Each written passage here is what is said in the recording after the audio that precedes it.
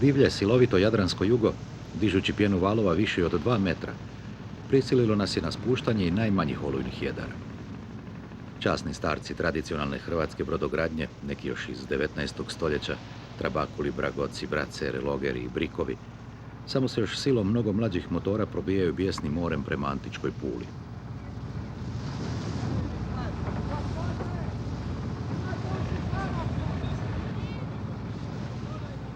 Roditelj, Pinizel, Zornica i još 30-ak sličnih romantičnih drvenih jedrenjaka u ovom nostalgičnom konvoju prošlosti, teško je reći regati, stižu na redoviti godišnji susret hrvatskoga domovinskog oldtimer kluba.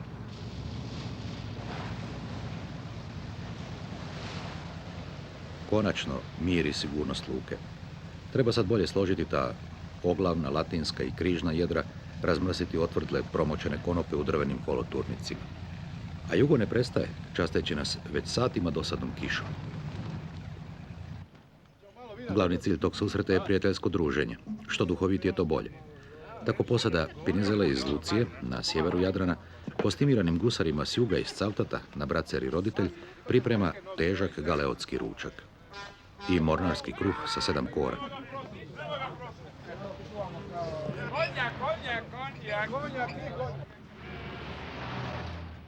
A da sve bude veselije, uz odjeću iz 19. stoljeća, tu i pripadajuće burence domaćeg vina, nekad obavezni dio nautičke opreme, jadranskih obalnih jedrenjaka.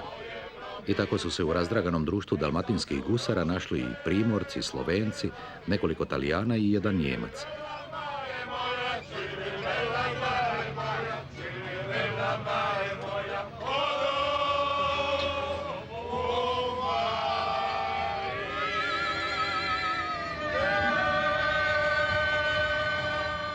Tik prije zalaza, niske zrake sunca probile su rub olovno-sivog horizonta. Toplim bojama oslikani kamen rimske arene iz 2. stoljeća i stara snast drvenih jedrenjaka ozračili su Pulu ugođajem još antičke pomorske prošlosti.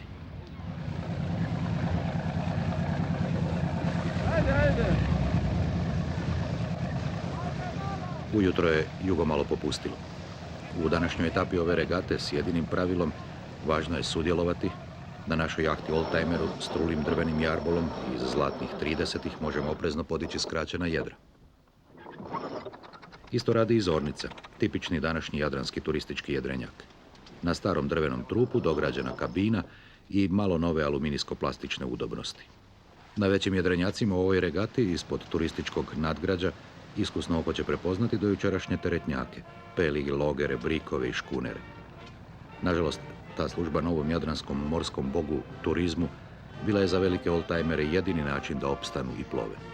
Uplovili smo u luku Rab, na istoimenom otoku, velike pomorske i turističke tradicije.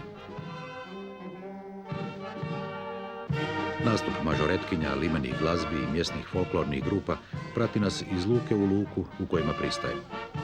Toliko starih jedrenjaka na okupu danas je događaj godine za svako malo misto u Primorju i Dalmaciji.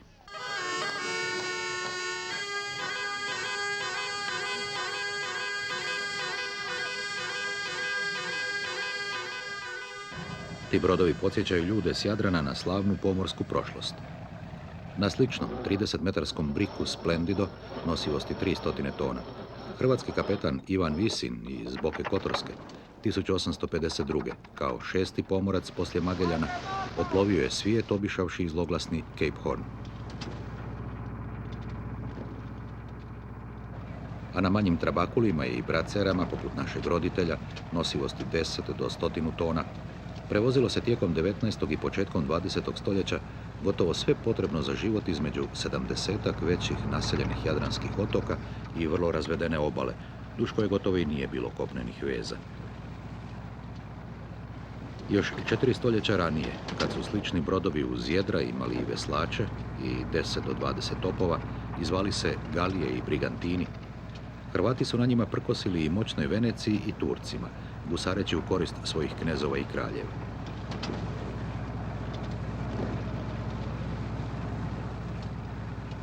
I tako, s uspomenom na slavnu pomorsku povijest, davno ostavljenu za krmom tipičnog jadranskog jedrenjaka, flota domovinskog oldtimer kluba uplovila je u Biograd, geografsko središte Mare Nostrum, našega mora, kako ga je još u 10. stoljeću nazvao hrvatski kralj Petar Krešimir IV. Iznad grada Rijeke, u svetištu Majke Božje Trsatske, velika je kapela Zavjetnih darova, sagrađena u 15. stoljeću unutar zidina još starije tvrđave knezova Frankopana. Po vjekovnoj tradiciji, pomorci s istočne obale Jadrana, koji su se nekim čudom spasili iz kakve strašne oluje ili brodoloma bilo gdje u svijetu, donijeli bi ovamo svojoj zaštitnici zavjetni dar, najčešće sliku. Tako su zidovi te crkve vremenom postali kistom pisana povijest hrvatskoga pomorstva na svim oceanima svijeta.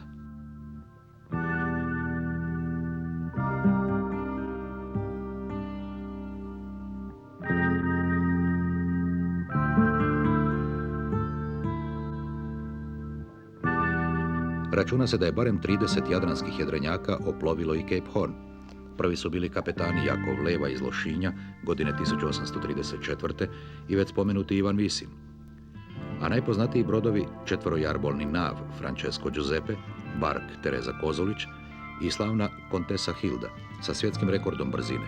94 dana jedrenja za 19.000 milja od Jadrana do Čilea 1906. i posljednjom posadom i kapetanom Brankom Širolom godine 1908.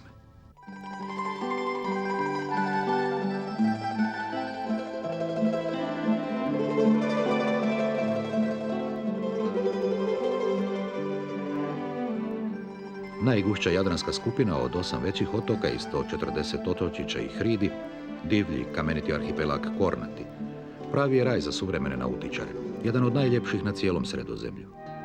Najpogodnija sjeverna luka za odlazak na Kornate i svojevrsna prijestolnica tog i danas gotovo nenastanjenog arhipelaga s brojnim primamljivim sigurnim uvalama i sidrištima je gradić Biograd na moru i njegova dobro opremljena marina Kornati.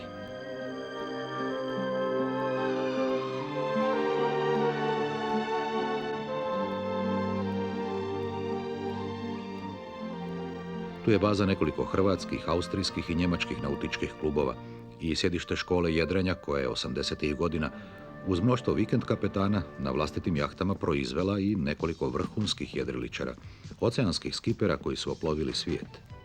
Kad smo pripremali našu radno nazvanu ekspediciju Cape Horn, voditelj i jedan od nastavnika u školi jedrenja bio je Mladen Šutej, idejni začetnik te ekspedicije, skiper Hira 3, s već 2 transatlantska iskustva, od kojih je jedno bilo u solo jedrenju. 20 budućih skipera ovdje najprije treba svladati navigaciju, vjetrove i jedrenje na platnu i papiru. Zatim se prelazi na jedrilice na vezu. Prvo na gordijske čvorove, zakučaste čvorologije u koje treba znati zapetljati i otpetljati barem 20 glavnih mornarskih uzlova.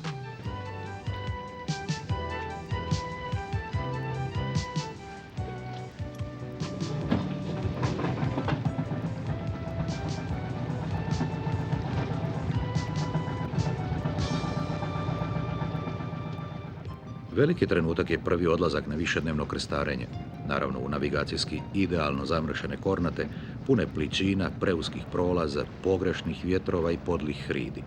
A već prvi dan treba znati podići i spinaker. I naša TV ekipa kao samostalna posada na svom brodu priključila se floti od 5 školskih jedrilica marine Kornati. Nije na odmet što god novog naučiti, pa i kako preživjeti samo od onoga što usput uhvatiš i na brzinu pripremiš u skučenim uvjetima broda koji ne zna što je to horizontala. A još više i to, kakvi će nam biti budući skiperi i supatnici pod jedrima, ali i na montažnom stolu na našem filmskom krugu oko svijeta.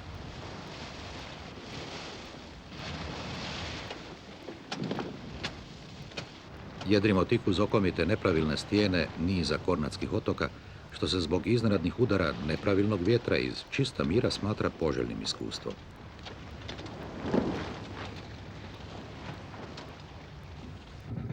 Vježba se i pristaje u plitkim improviziranim lučicama Mandračima, što je odličan trening i za tropske koraljne grebene, a i dobra prilika za zajednički ručak uz kakvu osamljenu ribarsku kuću, da se posade bolje upoznaju. I tu se ponešto korisno sazna. Recimo, jedan od budućih naših skipera na Hiru, dvometarski Dubravko, može i mora pojesti za dvojicu. A drugi, Bradonja Ozren, vrlo je žedan. Jako razvedena istočna hrvatska obala Jadrana s više od 2000 km obalne linije i 70 naseljenih i čak 650 nenaseljenih otoka i otočića, jedno je od najpogodnijih mora svijeta za nautičare. No na tom moru, sa u svijetu cijenjenim profesionalnim pomorcima još iz vremena opisanih trgovačkih jedrenjaka, sportsko jedrenje i krstarenje nemaju dugu tradiciju. Glavni razlog bilo je siromaštvo ljudi s ovih otoka i obala koji su u velikom broju iseljavali u svijet, ponajviše u obje Amerike. Tako su prvi hrvatski jedriličarski klubovi osnovani tek 1920-ih, a prvi jadranski nautički amateri zaplovili oko svijeta tek sredinom 60-ih. I tako smo stjecajem tih prilika, a ne nekom posebnom zaslugom, ugrabili primamljivu priliku da budemo prvi hrvatski jedriličari koji će pokušati oploviti i Cape Horn.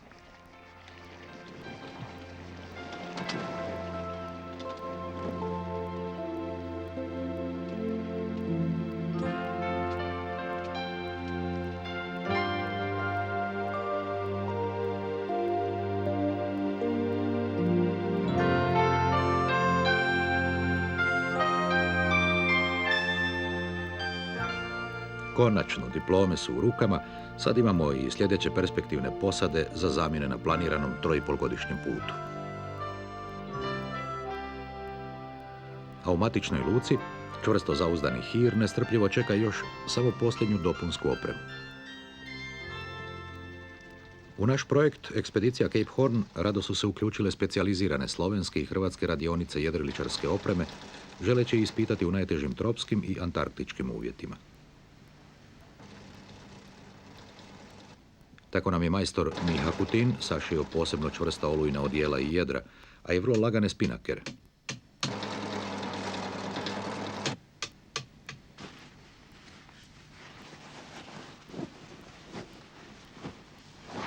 A Vladimir spremao uz posebno teška sidra za sidrenje u nuždi i na dubinama većim od 50 metara i vitla za konope škota iz nekih novih otpornih materijala. A sve to je onaj posljednji pravi ispit trebalo položiti u najsurovijim prilikama borbe protiv strašnih olujnih orkana Vili Vava na južnim širinama urlajućih 50-ih, blizu Horna, koji znaju udariti snagom većom i od 10 bofora.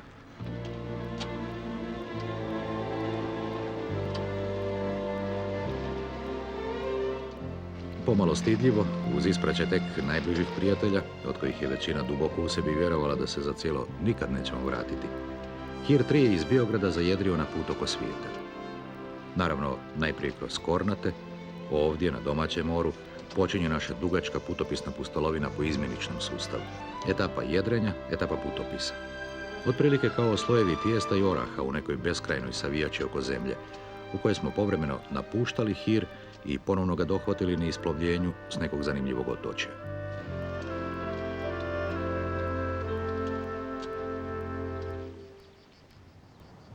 Priobalni otok Murter najbolje je južno polazište za odlazak na 10 milja udaljene Kornate. Istoimeni gradić, vrlo tipično za Dalmaciju, ima dvije prirodno zaštićene luke. Jednu za jugo, drugu za buru. Betinu i Hraminu. U potonju je i suvremena nova marina. Gradić je prava slikovnica stare pučke arhitekture. Zgusnuti nizovi kamenih kuća s brojnim stubištima i prolazima, često pravim tunelima do mora. Nećemo ovdje spominjati desetke suvremenih hotela i dobro razvijen klasični turizam u paket aranžmanima ili a la carte. Htjeli bismo vam nešto reći o nečemu primamljivom za sladokusce, a još gotovo nepoznatom i većini otočana. O nespretno nazvanom robinsonskom turizmu na Kornatima, ili točnije, kako provesti ljeto na način murterskih ribara i težaka zajedno s njima. U dogovoru s mjesnim turističkim društvom treba sjesti u neki od ovih tradicionalnih ribarskih čamaca, murterskih Gaeta i Leuta, i zajedno s vlasnikom otploviti do njegove ljetne kuće na nekom od kornatskih otoka.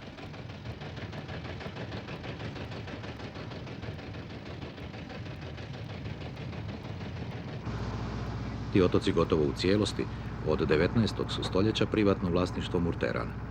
Tamo su njihovi pašnjaci i polja, ma koliko to čudno zvuči s obzirom na izgled samo divlju kamenitu pustoš. Kako zimi ljudi ovdje nemaju posla oko maslina i smokava, a mala stada ovaca znaju preživjeti i sama. Murterani ovdje tek povremeno žive samo od proljeća do jeseni. Zimi je tu po teškom jugu i ribolov nemoguće.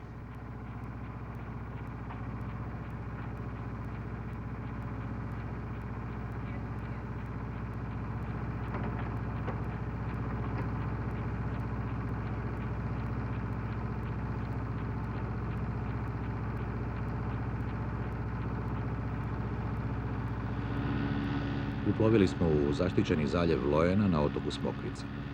U tom po veličini trećem naselju na Kornetima samo je 17 ljetnih kućica i 10-ak kamenih cisterni za dragocjenu vodu.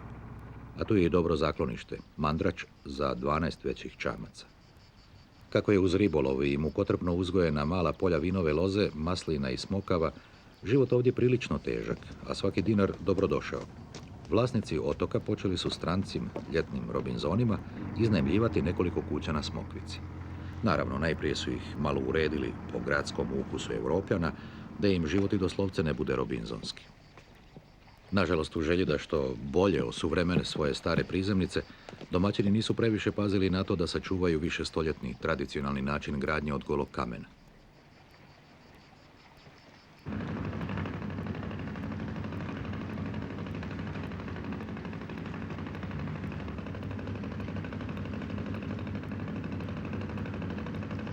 No, poludivlje ovce, navikle da piju i more i mnogo drugih zanimljivosti, još su izvorni dio povijesti ovih čudesnih otoka.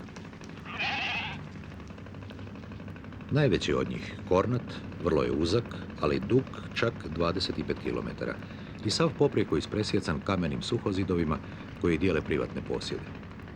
Na njemu je raštrkano čak 6 ovakvih naselja s manje od 10 kuća i pristaništem za čamce.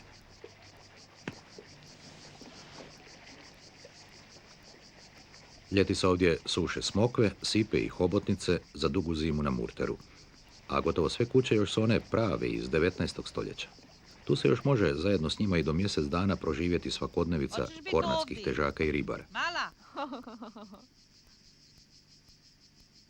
Lijepo će vas primiti, posebno ako znadete u svakom smislu čuvati čistoću njihovog otoka, na njemačkom, engleskom i talijanskom.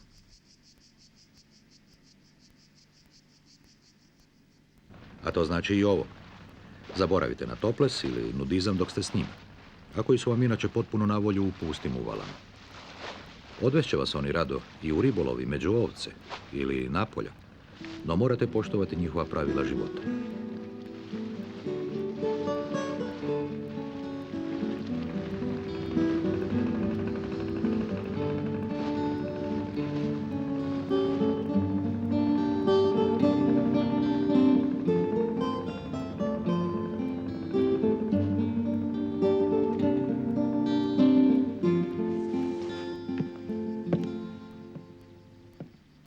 Veći dio naše skupine Robinzona već se iskrcao na nekom od 8 većih kornatskih otoka na kojima postoje staništa ljetnih kuća. A ova, s vrlo dobro riješenim suživotom vanjske izvornosti i unutrašnje udobnosti, je naša. S ribarom koji nas je dovezao dogovaramo termine u kojima će nam povremeno dopremiti svježu hranu, voće i ulovljenu ribu. Njegov rođak, vlasnik kuće, živi u susjednoj. Tako nam je ova, ako to želimo, potpuno na raspolaganju. Unutrašnjost je skromna, no sadrži sve što pristojni europski Robinzon očekuje. Čak i tekuću vodu, pravu raskošu u ovom bezvodnom kamenjaru.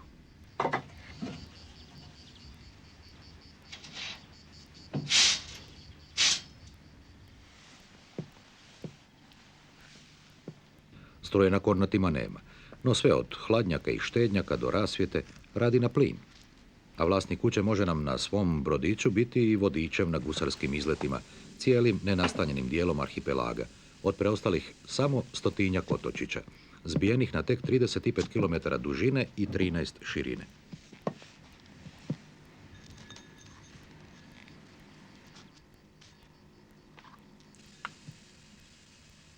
U svakom slučaju, gdje god krenuli po Kornatima, svaka od ovih karakterističnih ravnih polica za sunčanje, koje zamjenjuju plaže, sasvim je privatna.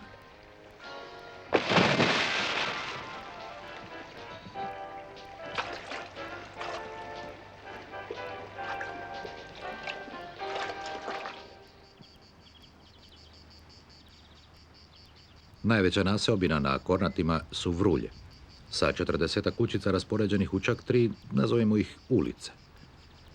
Ti sjenoviti prolazi ljeti su svojevrsni dnevni boravak cijelog naselja, središte svih društvenih zbivanja. Tu se iznesu stolovi za kojima najčešće svi zajedno ručaju i večeraju domaćini i prisutni Robinzoni.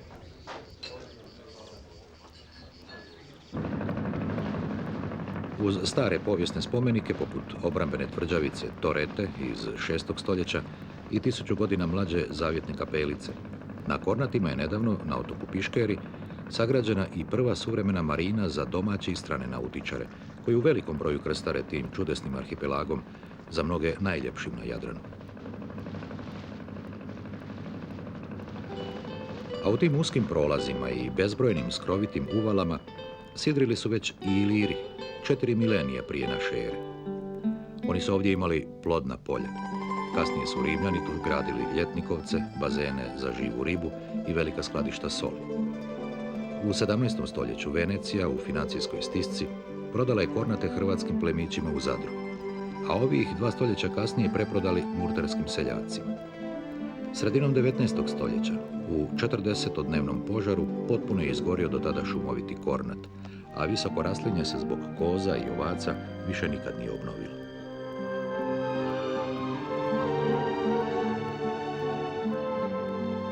No prekrasno podmorje, raj za ronioce, ostalo je bogato kao nekad. A strani Robinzoni na domaćim ribarskim leutima i na ovaj način upoznaju brojne posebne riblje vrste koje žive u podmorskom kamenjaru.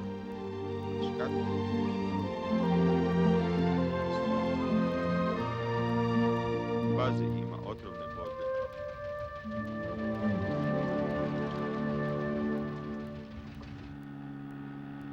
Oni poduzetniji dovezu ovamo vlastiti ili na murteru iznajme manji plastični ili pneumatski čamac s motorom i samostalno istražuju Kornate.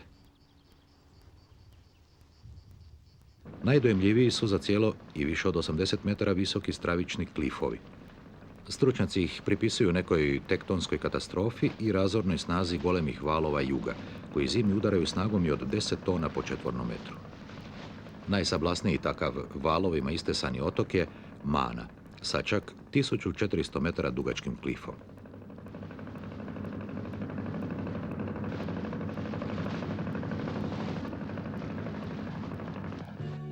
Njemačka tvrtka Telefilm izabrala je godine 1961. baš Manu za snimanje filma Razbješnjelo more, sagradivši na vrhu litice scenografiju grčkog ribarskog sela. Na otoku je tada poput Robinzona cijelo ljeto živjela filmska ekipa od 160 ljudi, a ruševine tog sela danas izgledaju kao da su već stoljećima dio povijesti Kornata.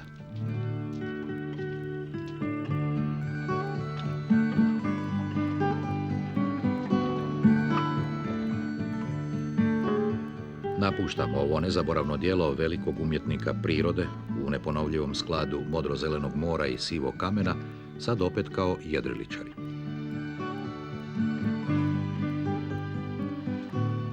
Iz Piškere Hir je sporo izjedrio na otvoreno more po zamornoj bezvjetrici. Ako bogovi vjetrova nastave ovako, oko svijeta do povratka u iste vode, treba će nam 6 umjesto 3 godine.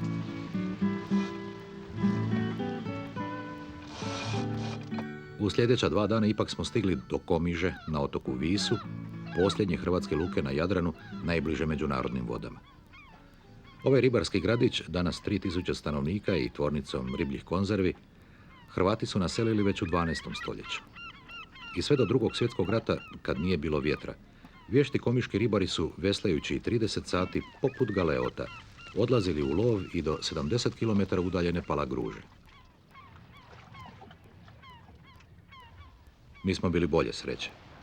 Do 5 velikih strmih hridi i 10 opasnih grebena koji jedva da vire iz mora, a što sve zajedno čini otočnu skupinu Palagruža, Hir je uspio dojedriti predvečer.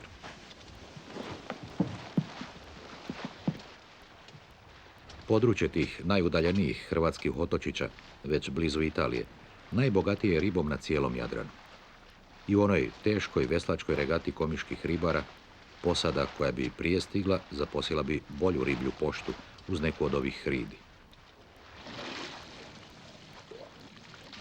a na najvišoj stijeni 100-tinjak metara nad morem u 19. je stoljeću sagrađen veliki svjetionik, prvi na ulazu u hrvatski dio Jadrana. Trojica svjetioničara, jedini ljudi koji žive na Palagruži, svoj čamac moraju izvući na šljunak jedine plaže. Na tim otocima nema ni jednog sigurnog zakloništa, čak ni za ribarske leute. A velikom mukom uzgojeni mali vrtovi među stijenama svjetioničarima daju tek najnužnije povrće uz ovdašnju jedinu hranu, ribe i rakove. Sve ostalo potrebno za život treba dopremiti iz Komiže.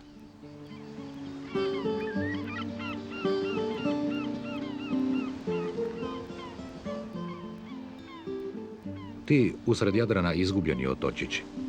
Uz rijetko endemsko bilje, prava su i geološka zagonetka u okolnom 200 metara dubokom moru. U podmorju grebena Palagruže zauvijek je usidreno nekoliko desetaka brodova koji su na ovom Cape Hornu Jadrana od antike do danas neplanirano završili plovidbu.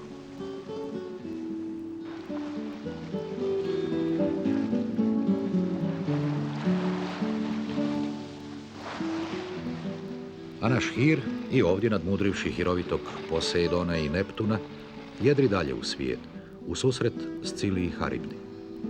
Naš sljedeći cilj je Mesinski tjesnac i Sicilija.